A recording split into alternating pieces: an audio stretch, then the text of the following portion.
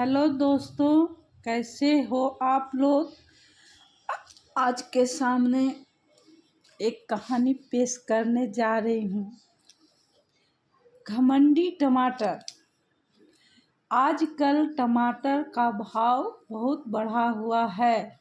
इसको पता है, इसके बिना हर सब्जी अधूरी है, इसलिए ये भाव खा रही है। सबके एक ना एक दिन भाव बढ़ता है, फिर वह चाहे इंसान हो या टमाटर। काफ़ी दिनों बाद टोकरी में आलू आए थे। टोकरी काफ़ी खुश हो गई कि चलो अब धीरे धीरे मेरे सारे दोस्त पास आ रहे हैं। कुछ देर में प्याज आया और टोकरी के दूसरे खाने में बैठ गया। ऐसे थोड़ी देर में बैगन, गोभी, बीन्स, घिया, टिंडा, शलजम, पालक, अदरक, भिंडी भी आज अपनी जगह पर आकर बैठ गए। काफ़ी देर हो गई, टोकरी में टमाटर कहीं भी नज़र नहीं आ रहा था। टोकरी रोज़ सोचती आज तो टमाटर आएगा, पर टमाटर का कोई अता पता नहीं था। टोकरी अपने सारे दोस्तों से बातचीत करती, पर सब दुखी थे और टमाटर को काफ़ी याद करते थे। एक दिन टोकरी को अपने अंदर कुछ गीला सा महसूस हुआ। उसने ध्यान से सुना तो उसे किसी के सिसकने की आवाज़ भी धीरे धीरे आ रही थी, जो आलू की थी। उसने देखा कि आलू रो रहा था और बार बार अपने आंसू पोंछ रहा था। टोकरी ने उससे पूछा कि क्या हुआ भाई, क्यों रो रहे हो। आलू रोते रोते बोला, यार टमाटर की बहुत याद आ रही है। पता नहीं वो क्यों नहीं आ रहा। वो रहता है तो हम दोनों मिलकर आलू टमाटर की सब्जी बना जाते थे। टमाटर का साथ होता था तभी तो मैं किसी भी सब्जी के साथ स्वादिष्ट सब्जी बनता ज़रूर था। अब देखो, मैं सब्जी बनता तो ज़रूर हूँ, पर ना अच्छा रंग आता और ना स्वाद। मैं तो उसके बिना अधूरा महसूस कर रहा हूँ। उसकी बात सारी सब्जियाँ सुन रही थी। उन्होंने भी काफ़ी मायूसी के साथ आलू की हाँ में हाँ मिलाई। वो दोनों के आज किचन में राधा का आगमन हुआ। राधा वही है जो इन सब्जियों की मालकिन है। आते आते उसने सबसे पहले टोकरी से सारी सब्जियों को निकालनी शुरू कर दी, क्योंकि उन्हें धोना और काटना भी था। अचानक वो रुक गई और बाहर चली गई।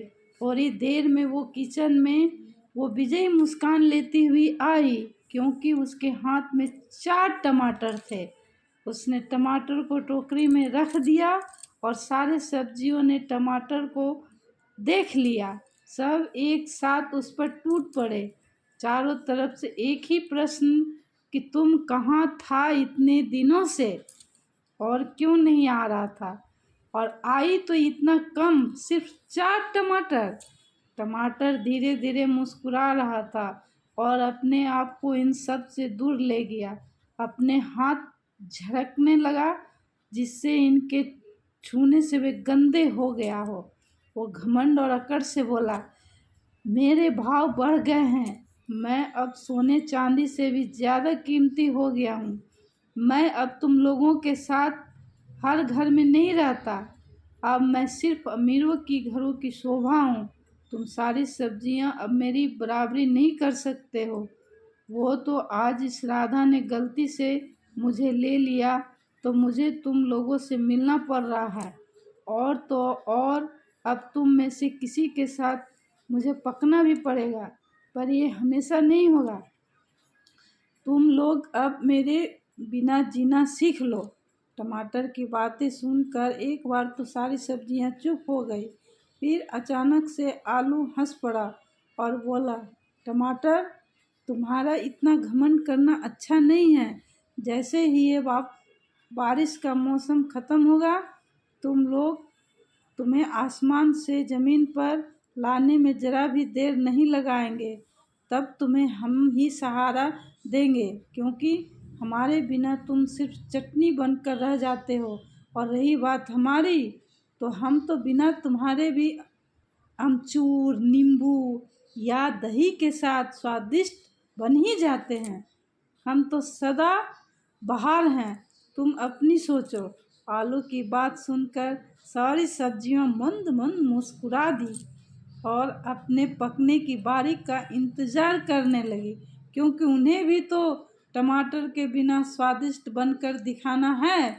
जिसका भाव बढ़ जाए उसको त्याग दो, चाहे फिर वो टमाटर ही क्यों ना हो।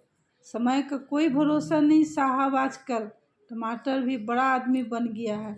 उसका उठना बैठना आजकल सेब के साथ है। टिके हुए रिश्ते को बचाइए, बिना बुलाए अपनों के घर जाइए। फल मिठाई ना सही, कम से कम टमाटर ही ले जाइए, क्योंकि आजकल टमाटर बहुत महंगे हैं। कहानी पसंद आई हो तो लाइक, शेयर और सब्सक्राइब ज़रूर करें। आप सबों का धन्यवाद।